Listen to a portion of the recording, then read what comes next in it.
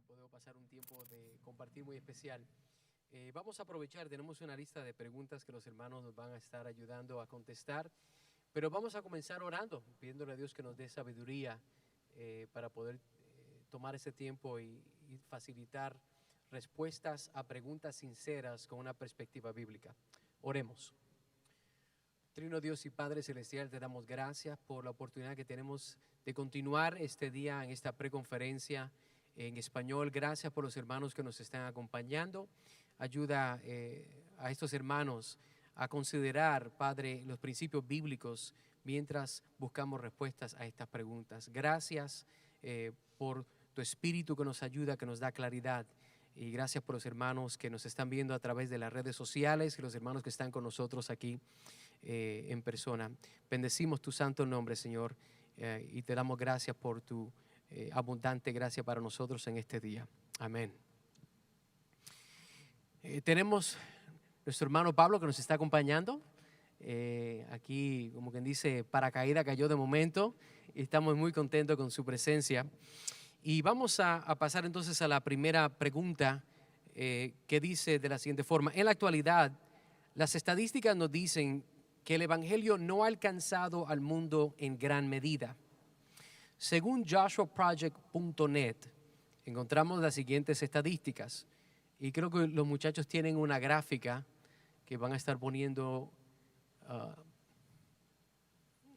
donde va a mencionar los grupos de personas, dice aquí las estadísticas, grupos de personas 17,019, grupos no alcanzados 7,066 y porcentaje de grupos no alcanzados a un total de 41.5%.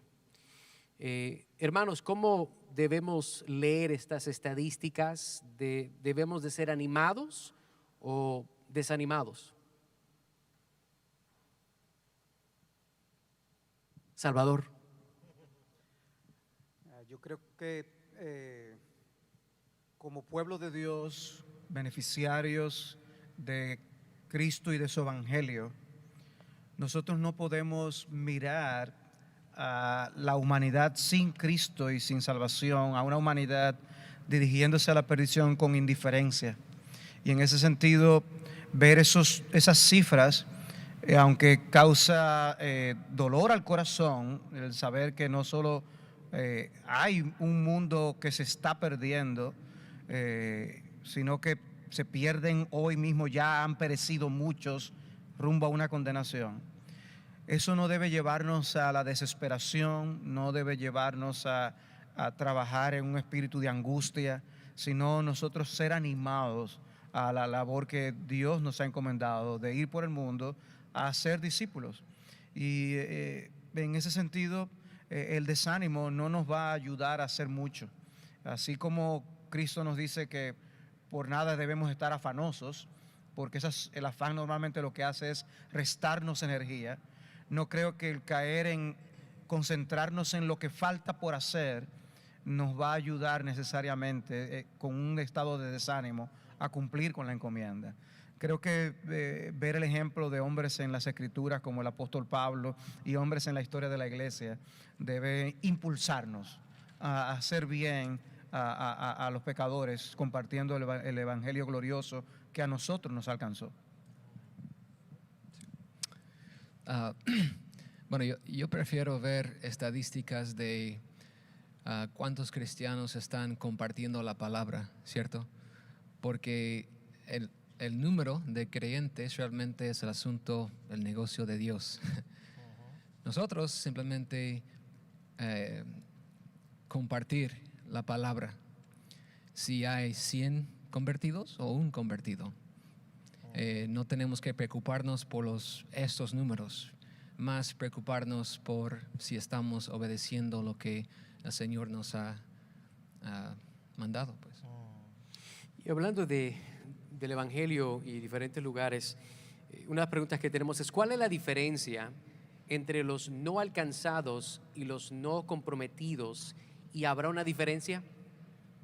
Creo que está hablando de la idea de grupos que no han sido alcanzados y tal vez grupos que no se han establecido. No sé si tal vez me pueden dar un poco más de luz sobre cómo se definen estas palabras. Hay diferencia entre un grupo que ha sido alcanzado, donde hay ya una iglesia autóctona establecida, donde hay líderes locales funcionando, donde hay una iglesia quizás hija de alguna iglesia que envió a un misionero, que también está ahora buscando ella misma reproducirse y ella misma hacer discípulos. Eso sería una iglesia alcanzada. Ahora, por otro lado, tenemos iglesias, países o etnias, grupos menos alcanzados, porque a veces no es hablar de no alcanzados y simplemente tener un número de 0% de cristianismo en ese lugar, no es, es mirarlo más en términos de si hay iglesias plantadas o si no hay iglesias plantadas, porque la meta es levantar iglesias de Jesucristo en los lugares y dentro de las etnias en las que nosotros trabajemos. Pero ciertamente hay grupos étnicos en donde ni siquiera ha habido una labor y un esfuerzo inicial por alcanzar a esa etnia. Y cuando hablamos de esfuerzos tenemos que mencionar no solamente el que haya personas, hermanos, que vayan a cumplir la misión de llevar el evangelio a esos lugares, sino todo lo que implica aún traducir las escrituras para que esas personas tengan la palabra de Dios en sus manos. Hay la labor de misiones es amplia y en ese aspecto puede haber un esfuerzo misionero de una iglesia que comenzó a orar para que el evangelio llegue a determinado lugar o a determinada etnia.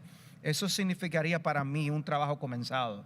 El que haya una iglesia que esté dispuesta a orar intencionalmente por un grupo étnico específico, y muchas cosas han sucedido cuando una iglesia ha decidido orar por un lugar para que Cristo implante su reino en ese lugar y en esa etnia.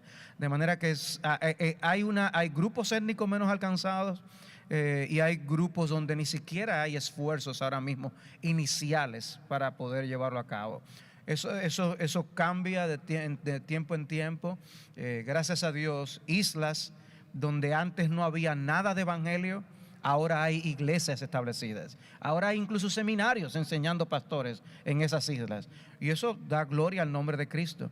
Pero el nivel de trabajo de grupo a grupo varía. O sea, considerar esas definiciones de los estados, de esos grupos étnicos ayuda. Pero el punto es que la meta es plantar iglesias, establecer iglesias con liderazgo bíblico en esos lugares con liderazgo autóctono. Muchas gracias.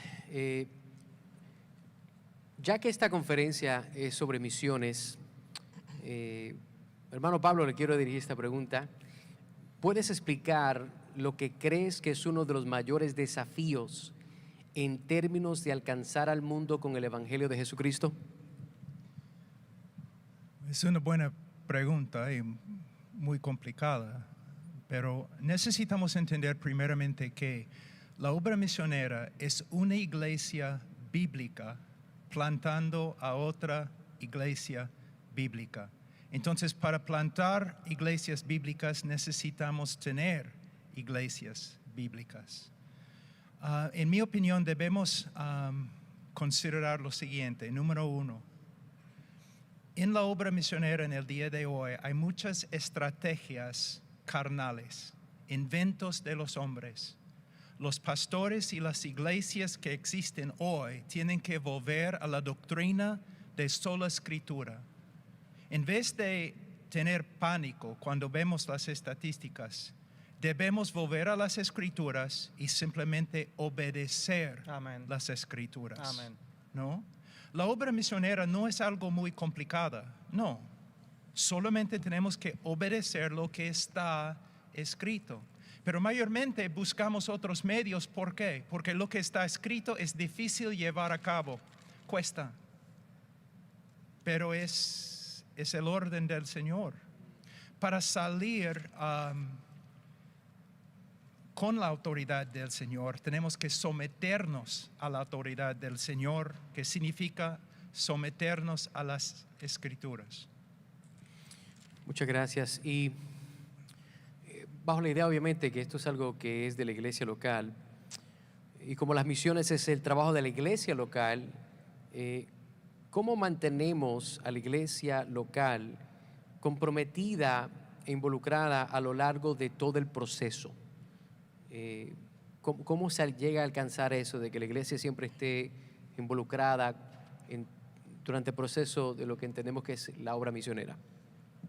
Si me permites un apunte más sobre el tema de la ansiedad que hablábamos de las estadísticas, ¿no? A mí me quedo con las estadísticas de Dios porque Juan el apóstol ve en el Apocalipsis la iglesia glorificada y dice claramente, de toda nación y de toda lengua. O sea que el Señor ya nos está dando un anticipo de que el 100% se va a conseguir porque tenemos de su poder y de su asistencia. Entonces, ahí cobramos ánimo. No es que falten 47% de las naciones, es que llevamos 53% si lo leemos de forma optimista, ¿no? Creo que las estadísticas nos tienen que animar a proseguir una misión grande, pero tenemos el poder de Dios para ello. El papel de la iglesia local es fundamental. Como apuntaba el hermano Paul, la iglesia local es el que envía misioneros para plantar iglesias locales. Y esa es la labor, conseguir que iglesias locales estén establecidas siendo luz y ejerciendo su ministerio en diferentes regiones, diferentes lugares del mundo. La iglesia que envía ha de estar supervisando a través de sus ancianos a que el candidato a las misiones ha de estar pastoreando, cuidando de su preparación. Y aquí quisiera romper una lanza también en favor de la iglesia que está al otro lado, ¿no? La iglesia autóctona, la iglesia que recibe el misionero. Ya no estamos enviando a William Carey a la India donde no hay nada absolutamente, está todo por hacer, sino que allá donde enviemos misioneros hemos de estar conectados en partnership, en fraternidad con la obra del Señor al otro lado. Y la iglesia allá, original, en esa tierra, ese país, en esa región, en esa lengua, puede dar mucho, puede aportar mucho y puede ayudar al misionero a cobrar visión de cuál es la necesidad real en el nuevo contexto en el que se sitúa. Entonces, tanto la iglesia local que envía como la iglesia local que recibe han de estar comprometidos en buscar un bien común, que es la extensión del reino. Hermano Salvador. Sí, es muy importante que nosotros como los pastores podamos entrenar a la iglesia en involucrarse con la labor misionera. Hay tantas cosas que una iglesia puede aprender a hacer. Hablaba de la traducción de las escrituras. Imagínate que yo conozca que en mi congregación hay personas que tienen ciertas habilidades lingüísticas. Pudiera ser que mi trabajo sea animarles a ellos a involucrarse quizás y hacer un aporte al respecto. Vemos en el Nuevo Testamento al apóstol Pablo rogar a los hermanos que oren por él para que les sea abierta la puerta para la predicación del evangelio. Para mí fue inolvidable escuchar a un misionero de la China exhortarnos a orar por la obra allí. Y él decía, es que cuando la iglesia ora, es como si nosotros estuviéramos enviando misiles que cuando llegan allí dispersan las tinieblas en medio de las cuales nos encontramos. Esa concepción del rol tan importante que es la oración de la iglesia orando por esa obra, que nosotros como cristianos no debemos estar simplemente orando por nuestros dolores corporales y nuestras necesidades de producir dinero para pagar nuestras cuentas, sino que parte de la estrategia de nuestra vida de oración es orar que Dios haga su obra a través de hombres débiles como son los misioneros. Y Dios derriba fortalezas y podemos estimular a nuestra iglesia a poder aportar financieramente con las misiones, porque la obra se hace con recursos también. O sea, hay tantas cosas en las que podemos involucrar a nuestras iglesias, hacerles partícipes de esta bendición de poder nosotros hacer que el reino de Cristo sea establecido en la tierra. Muchas gracias. Viendo obviamente que tenemos un gran grupo de jóvenes, esos porcentajes parece que siguen creciendo, ¿verdad? Más y más jóvenes y las personas viven más tiempo. Pero enfocándonos en la juventud, ¿cuál sería su consejo para una persona joven que siente el llamado a las misiones? Yo empiezo. Primero, ser fiel, un miembro fiel en tu iglesia local, someterse a los ancianos en la iglesia, servir humildemente, fielmente en la iglesia. Creo que fue, ¿quién era? Hudson, que fue a China, dijo que si no vas a servir o vivir según la palabra de Dios en tu propia nación, ¿cómo vas a hacerlo en otra nación? Estaba hablando de evangelizar, pero el principio es lo mismo. Ser un miembro fiel en tu iglesia local sería el empiezo. Y uno debe estar en una iglesia donde los pastores son pastores bíblicos que se preocupen no solamente por el rebaño, sino también por entrenar a hombres fieles. 2 Timoteo capítulo 2:2. ¿No? Uno de los trabajos principales de un pastor es preparar hombres fieles que pueden tener las calificaciones de un anciano y pueden salir para pastorear o para ser misionero en otro lugar. En el día de hoy tenemos un problema. Hay pastores buenos, pero que no han estudiado lo que significa ser pastor y no han buscado en las Escrituras cuáles son las tareas de un pastor. Y una de las tareas es preparar hombres. Aunque un seminario pueda ayudar, el seminario no puede reemplazar la iglesia o la obra del pastor. Un joven tiene que irse a una iglesia bíblica, porque si va a ser misionero, su trabajo principal es plantar otra iglesia bíblica. ¿Y cómo vas a plantar una iglesia bíblica si no conoces una iglesia bíblica? Otra cosa que es muy importante es el joven tiene que evitar con toda su fuerza el pragmatismo, porque es la cosa más peligrosa en las misiones y en la obra misionera. Los hombres haciendo lo que les parece bien en sus propios ojos, en vez de someterse a las Escrituras. Cuando un joven viene a mí diciendo que quiere ser en el ministerio, hay dos cosas. Como los apóstoles en Hechos capítulo 6, el joven tiene que dedicarse a estudiar las Escrituras y dedicarse a una vida de oración. A veces a los jóvenes yo digo, oye, joven, ¿cuántos capítulos cada día? ¿Cuántas veces has leído toda la Biblia? Y por favor, quiero ver tus rodillas. Si son bonitas, no puedes ser misionero. Porque tienes que aprender a orar, a ayunar. Porque el mundo es como Jericó. Está cerrado, nadie entra y nadie sale. Y la pared no va a caerse porque nosotros hemos inventado una estrategia. Va a caerse solamente por medio del poder de Dios que se revela a través de la predicación de la palabra, cuando un predicador está totalmente dedicado a oración. Muchas gracias. Y hablando, creo que mencionamos el tema misionero, a veces se habla de evangelista, pastores. Dado que la palabra misionero no se encuentra en la Biblia, ¿cómo la definiría mejor? ¿Hay alguna diferencia entre un plantador de iglesia, un pastor, un evangelista o un misionero? Bueno, la palabra misionero proviene de la palabra latín missionarius y el verbo mitera, y significa uno que ha sido enviado.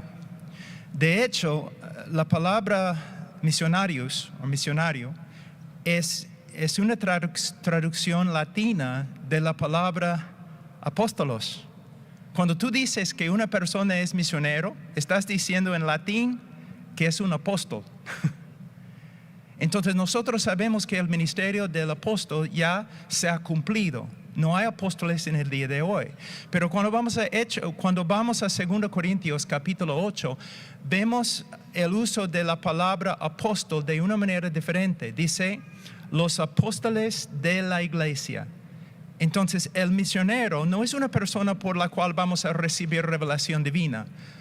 Un misionero es una persona que ha sido entrenado,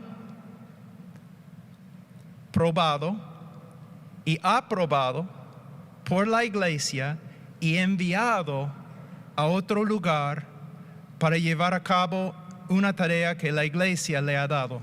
Es un misionero. Entonces, lo que yo quiero que los jóvenes vean especialmente es que no hay misionero fuera de la iglesia. Si no vas a ser parte de una iglesia local, no puedes ser misionero, lo siento. Es imposible bíblicamente. Muchas gracias. Vamos a dar un escenario y ustedes me pueden dar un poco de esa sabiduría ministerial. Dice aquí, soy un hombre joven que está preparando para el ministerio pastoral en la iglesia local. Como estudiante de seminario, ¿qué consejo me darías mientras me preparo para el futuro? Yo diría que el mismo que recomendaríamos a un joven para que creciera en sus aptitudes ministeriales, ¿no? Estar en una iglesia bíblica, sujetarse a sus ancianos, estar bajo su consejo, su supervisión. Caemos en un error tremendo si pensamos que el seminario acredita o que el seminario es una fábrica de pastores, una fábrica de misioneros. El seminario es una herramienta. Es bueno ir al seminario si vamos a un buen seminario. Si es mal seminario, mejor no ir, ¿verdad? Pero al final es la iglesia local y son los pastores los que forman, pastorean y los que van a llegar a un nivel de conocimiento de ese futuro pastor, anciano, maestro, que van a poder hablar a su corazón y van a estar trabajando en su caminar con el Señor, su conocimiento de la palabra, su santidad. Entonces es fundamental, es la iglesia local la que realmente acredita o atestigua que hay unos dones porque conoce a esa persona. No debemos confundirlo con una titulación en el seminario. Hay muchos graduados de seminario que nunca deberían estar en el pastorado y hay muchos pastores que nunca han estado en el seminario, lo mismo con los misioneros, pero la labor de supervisión de los ancianos y de la iglesia local, eso es insustituible. Hermano, sí, hermano, tú primero. Algo que ocurre con las personas que se preparan para servir tanto en el ministerio pastoral como en las misiones es que nos olvidamos de aspectos espirituales importantes. Cuando una persona se prepara para ser doctor, para ser abogado, para ser X cosa, pues pasa por sus estudios universitarios, acude a los mejores maestros, lee los mejores libros, quizás se expone a seminarios que les den experiencia para la labor que él anhela hacer. Pero el trabajo que nosotros hacemos en el reino de Dios implica muchos aspectos del carácter. Y una persona que quiere estar en el campo misionero, tal como una persona que quiere estar en el ministerio pastoral, tiene que tener un entrenamiento del alma también, que es crucial y es importante. Y si pensamos en alguien que va a trabajar en ambiente transcultural, por ejemplo, esto es lo que ocurre muchas veces. Hay ya en el campo equipos de misioneros trabajando. Este misionero, este aspirante a las misiones, se va a unir a un equipo, a veces compuesto por diferentes nacionalidades y grupos, que ya está trabajando en un ambiente transcultural. Si esa persona no tiene cierto nivel de tolerancia, amor, poder tener madurez para lidiar y manejar ciertas cosas, a veces de los seminarios no les enseñan estas cosas. Ocurre que en los seminarios hay personas que se preparan para ser pastores en iglesias por personas que nunca han pastoreado una iglesia, y también estudian acerca de misiones por personas que no han estado en el campo misionero. Entonces eso deja lagunas de cosas en las que esos aspirantes deben entrenarse y prepararse para lo que van a enfrentar. Y eso amerita tiempo y buena preparación. Y es ahí donde, si tú no eres capaz de humildemente relacionarse con otros que pueden pensar diferente a ti, en el que se necesiten mutuamente, porque el trabajo para las misiones se hace muchas veces en equipo, porque uno solo no lo puede hacer, y necesitamos ayudas, necesitamos perspectivas distintas a veces para aprender a hacer las cosas. Entonces difícilmente va a poder ir y hacer bien. Lo que encontramos sí a veces es lo contrario. Quejas de personas que están en el campo porque les enviaron a las personas incorrectas, y eso causa muchísimos problemas. Hermano, de nuevo, simplemente tenemos que volver a la doctrina de sola escritura. ¿Cómo debe ser el misionero? 1 Timoteo capítulo 3, 1 a 7, Tito 1, 5 a 9, donde tenemos las características de un anciano. personas me han dicho, pero Pablo está hablando de las características de un anciano, no de un misionero. Y siempre yo digo, no, Pablo está hablando del carácter de un cristiano maduro, y un anciano tiene que ser un cristiano maduro.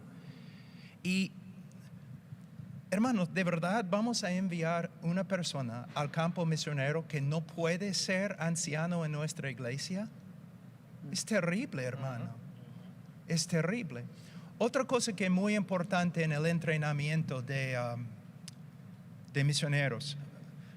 Un día yo estuve en Parque Kennedy, en Miraflores, en Perú, en Lima. Y voló la bomba más grande en la guerra, ahí en Talara, una calle. Yo estaba como dos cuadras de la bomba.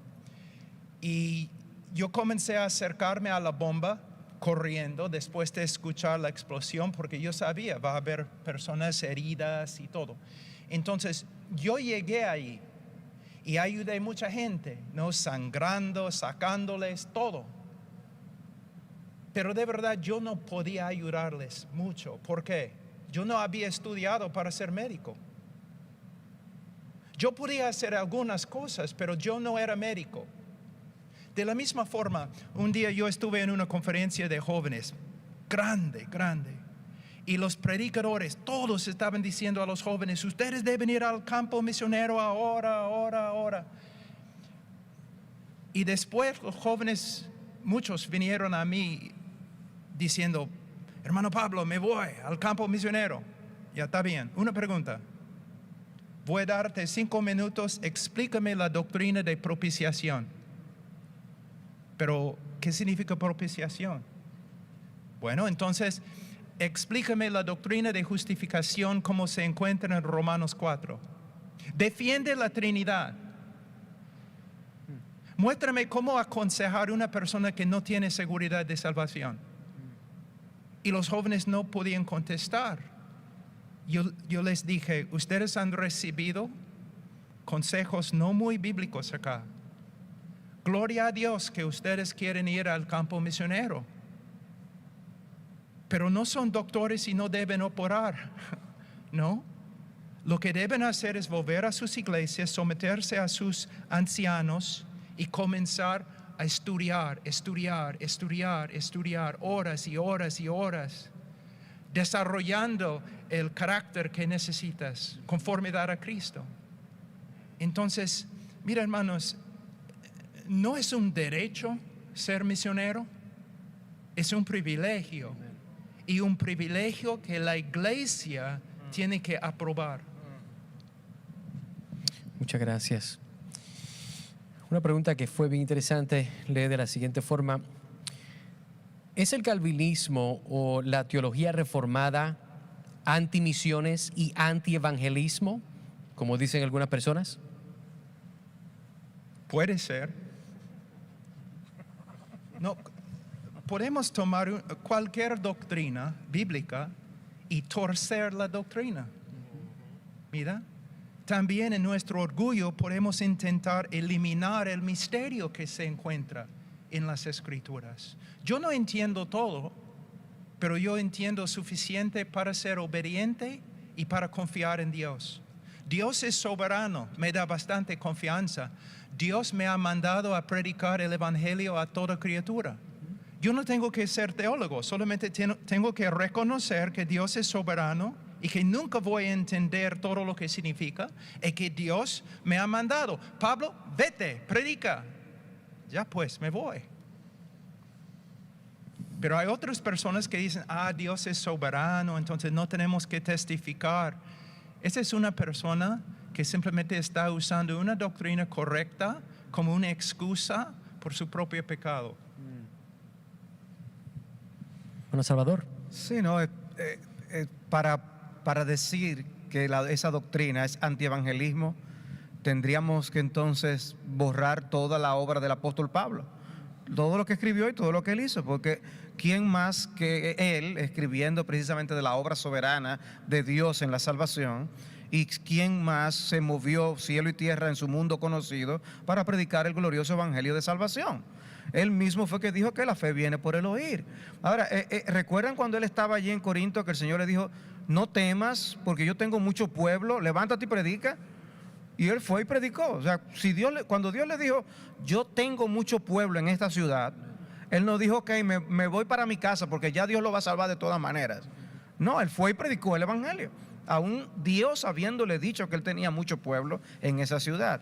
Y si recorremos luego la historia de la iglesia, ¿quiénes fueron los más grandes evangelistas? Sino aquellos que también al mismo tiempo albergaron las doctrinas de la gracia en su corazón bien en alto. Personas como George Whitefield, que predicó al aire libre de la manera como él lo hizo. O sea que no, al contrario, la seguridad que brinda el saber que la salvación está en las manos de Dios no tiene comparación. Hermano Ryan. Amén. Hermanos, otra cosa que es muy importante, mira, la vida del misionero no es fácil. Tú piensas, no, cuando comienzas, tú piensas, bueno, yo voy a salir a la plaza, voy a predicar, 100 personas se van a convertir, yo voy a ser el héroe, ¿no?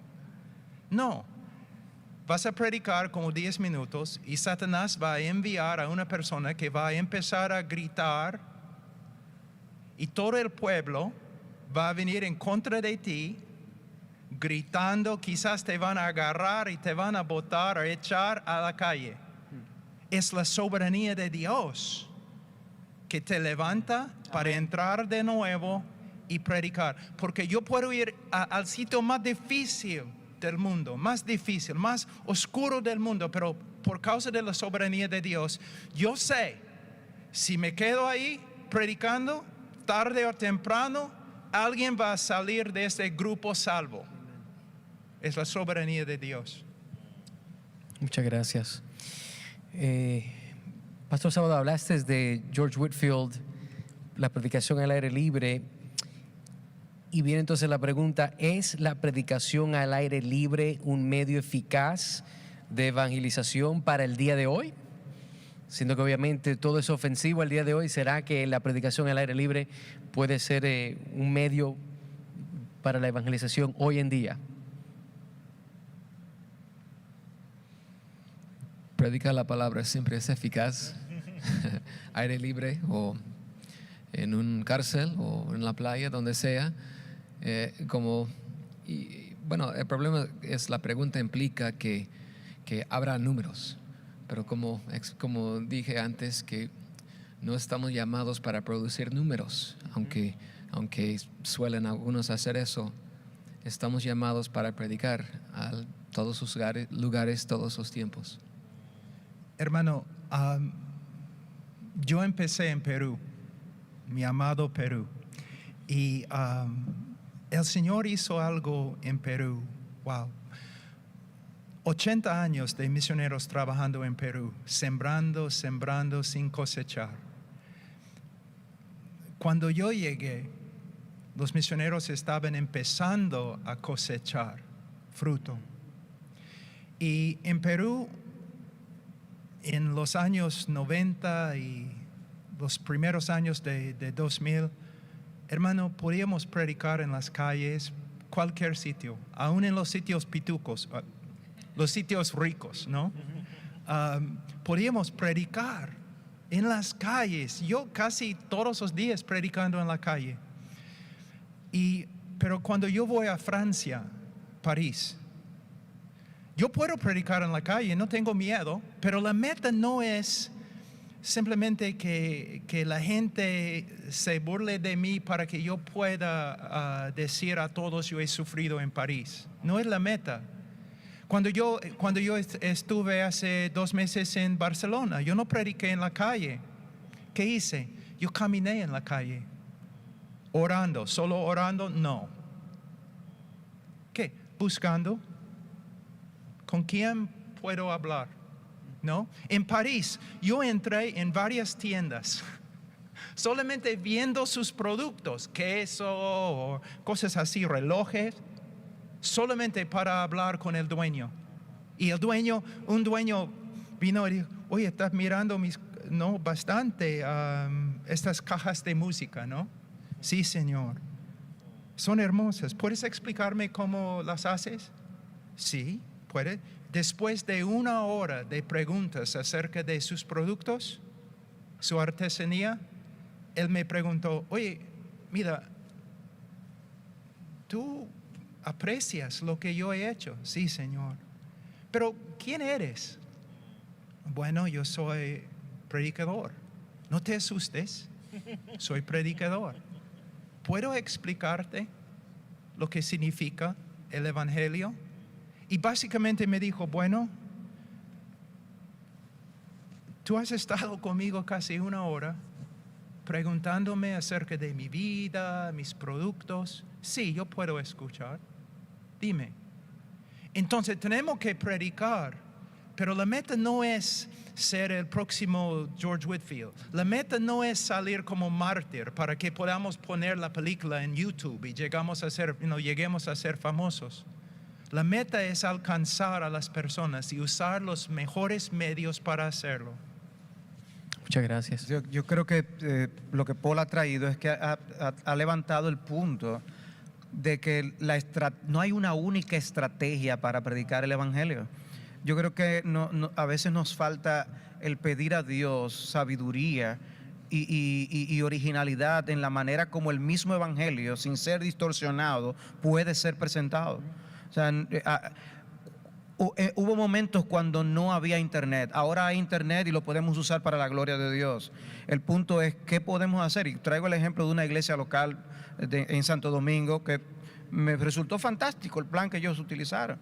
Ante la construcción de tantos edificios de apartamentos y problemas de seguridad pública, ya las personas no tienen acceso a entrar a las viviendas como en el pasado para predicar el Evangelio. Nosotros podíamos ir puerta por puerta predicando el Evangelio. Ya no así en Santo Domingo, por las dudas de las personas, la inseguridad. Y una iglesia pensó, pero hay lugares de expendio que usan personas que le llevan productos a la casa. Y si nosotros nos ofrecemos para llevar esos productos a la casa y a la vez le llevamos literatura y hablamos con la persona. Y le pidieron a uno de los negocios que le dieran el trabajo a ellos un fin de semana y ellos empezaron a hacerlo y empezaron a predicar el Evangelio de esa forma. Lo que digo es, a veces nos faltan ideas para implementarlas en forma en que podemos llegar a la persona con el Evangelio. Muy ingenuo, yo creo que es una buena idea. Yo mismo estoy pensando, como dice el hermano Salvador, que Dios nos dé la sabiduría y la creatividad de pensar fuera a veces del cuadrito que tenemos de qué es lo único que se puede hacer. Y hermano, la batalla siempre se gana en la oración. Colosenses 4, Pablo está pidiendo oración, porque por medio de la oración las puertas se abren para evangelizar. Yo, a veces, cuando yo estaba en la universidad, yo antes decía a mis amigos, hoy día no voy a orar para que el Señor abra una puerta, porque tengo muchas cosas, muchas tareas en la universidad. Porque yo sabía, si yo oro, Él va a abrir una puerta, voy a estar testificando, ¿no? Como 3 horas. Es cierto, no es un reto. Solamente deben empezar a orar. Señor, abre puertas para que yo pueda testificar. Él va a abrir puertas. Amén.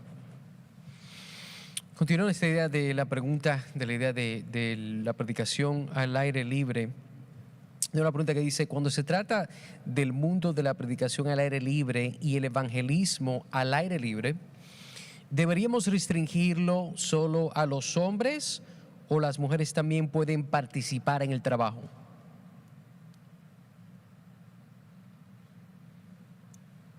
De nuevo. La pregunta dice, cuando se trata del mundo de la predicación al aire libre y el evangelismo al aire libre, simplemente ¿deberíamos restringirlo solo a los hombres o las mujeres también pueden participar en el trabajo? Parece que está en dos partes, una hablando de lo que es la predicación al aire libre y el aspecto del evangelismo. Si se debería o no restringir a las mujeres en ese tipo de trabajo también, como obviamente un hombre lo hace. No sé, la pregunta es muy, muy concreta, casi como que el evangelismo tuviera que darse con esa predicación al aire libre, ¿no? Y siguiendo un poco la línea de lo que decíamos, no hay una sola forma de evangelizar, no hay una sola forma de predicar. Juan el Bautista predicó de una forma en el desierto, Pablo predicó de otra en Atenas. Si los cambiáramos de lugar, creo que sería un absoluto desastre. El Señor Jesús habla de una manera Nicodemo, usa esa expresión nacer de nuevo, pero no la vuelve a usar. Habla de otra forma a la samaritana, no le dice te es necesario nacer de nuevo, sino si bebieres del agua que yo te daré. Entonces, yo creo que siempre buscamos en nuestra naturaleza mecanizar las cosas porque nos da cierta confianza. Si encontráramos un sistema de evangelizar, lo usaríamos. Pero si hubiera uno que fuera efectivo, ya haría 2000 años que lo estamos usando. Sin embargo, el Señor nos lleva más bien a buscar su sabiduría y a buscar una profunda dependencia del Espíritu Santo. Y eso es un poco lo que nos inquieta, porque todo este tema del evangelismo y las misiones tiene muy poco de humano y tiene mucho de divino. Entonces hemos de buscar esa dependencia del Señor. Entonces, si de la pregunta borráramos la cuestión de predicación al aire libre, creo que quedaría la pregunta un poco más sencilla, en el sentido de decir ¿cuál es el rol en el evangelismo de las hermanas? Pero eso no la contesto yo, la contesta otro hermano. Tú sí sabes, ¿eh? Yo he hecho el prólogo.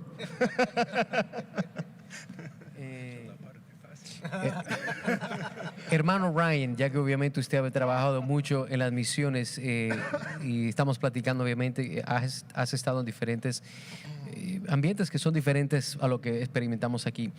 En tu experiencia y conocimiento sirviendo en la iglesia local, ¿cómo tú aconsejarías que es la forma que las mujeres deben envolverse en lo que es en esta obra misionera, el evangelismo? En base a tu experiencia, a tu entendimiento bíblico, ¿qué consejo tú darías?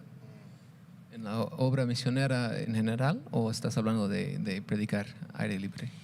Yo creo que en este punto, en el aspecto general, misional, ya que creo que todos sostenemos que una mujer no estaría predicando el frente de hombres, creo que tal vez más fácil dar palabras de fortaleza para hermanas que tal vez no han pensado cómo pueden involucrarse, y tal vez puedes dar algunas palabras de aliento que tal vez no han considerado para involucrarse más.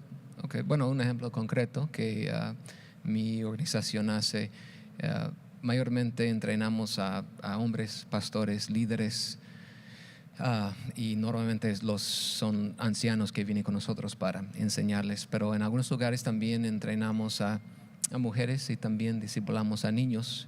Muchas veces son esposas de los pastores y niños de los pastores. Y normalmente son mujeres que vienen para invertir en estas hermanas. En Ecuador hacemos esto mucho. Entonces, es buenísimo lo que hacen. Es importantísimo. Las mujeres sirven en la iglesia, tienen roles importantísimas. Y otro ejemplo concreto, como vimos en Hechos 18 con Aquila y su esposa Priscila trabajando juntos, pues.